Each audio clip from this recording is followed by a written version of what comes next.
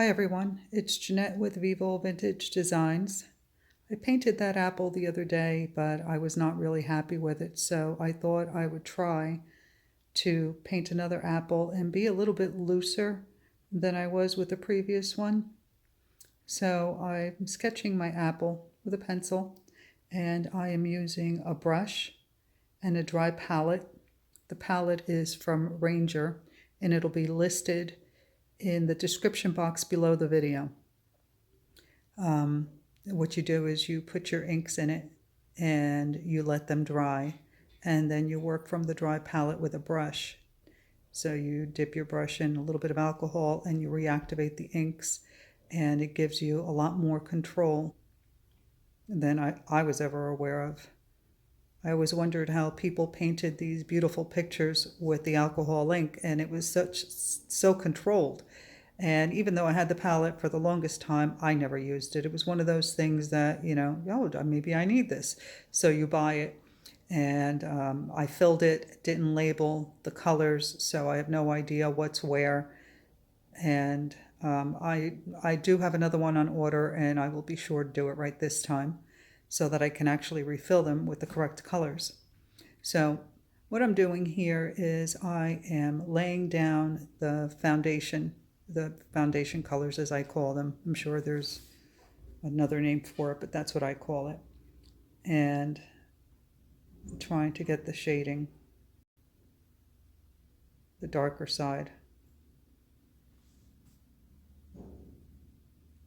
And now that I'm looking at this, I realize that I should have made my apple a little bit taller. It's amazing while you're doing it, you don't realize it until you see it in the video. So here I'm using a darker red that I've mixed with a little bit of black to get the right color for my shading.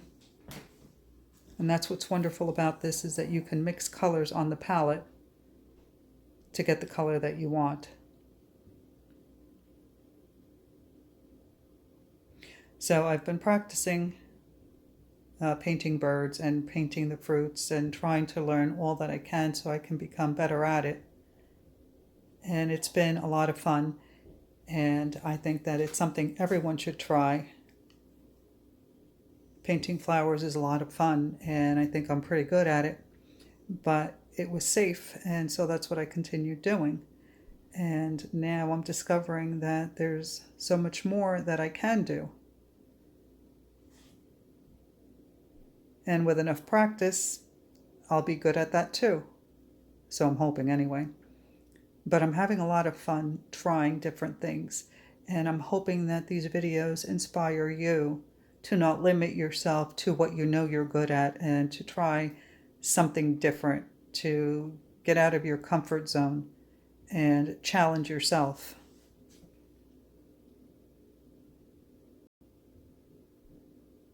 And don't be afraid. I mean, I'm not great at painting these fruits or these birds, but I think every time I do one, I get better. And it's just paint, so there's nothing to be afraid of.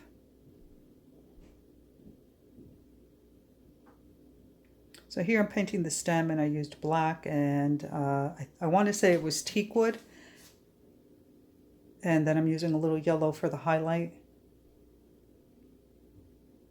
And you can see that I've smudged the paper all over the place, and that's because if you look on the left, that's where I keep drying my brush before I put it to the paper, and I keep resting the bottom of my hand on it, and every time my hand touches the paper, I transfer the ink.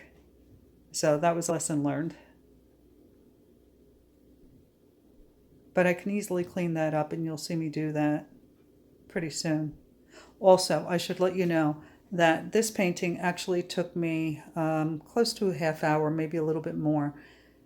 After the video finished, or rather after I finished with the video, I played with it for another half hour because I wasn't happy with it either.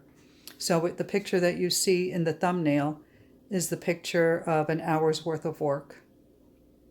And I'm hoping that as I continue to practice, that I will get faster and better. So here I'm cleaning the smudges from the photo paper. and I'm trying to create the highlight that I see in the image that I'm painting from, but that doesn't seem to be working for me, so I'm attempting to blend my colors yet again.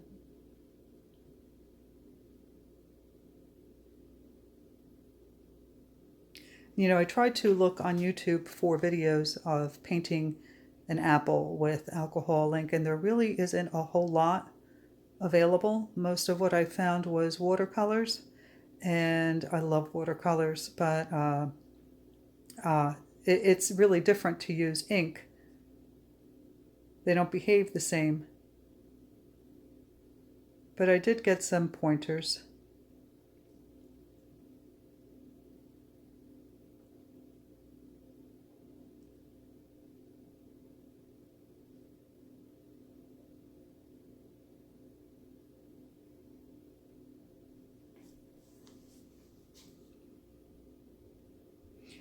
Now, doing the shadow underneath is something that I've never been that great at, but I've noticed that the shadow is always darkest closest to the surface, closest to the whatever it is you're painting.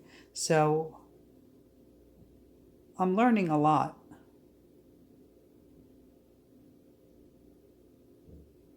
And I still have so much more to learn. But it's exciting.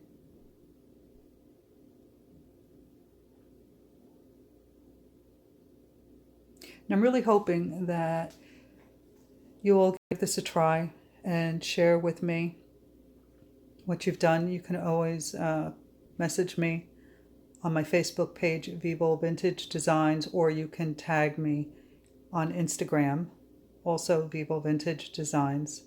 I would love to see what you do, and you can post on my Facebook page.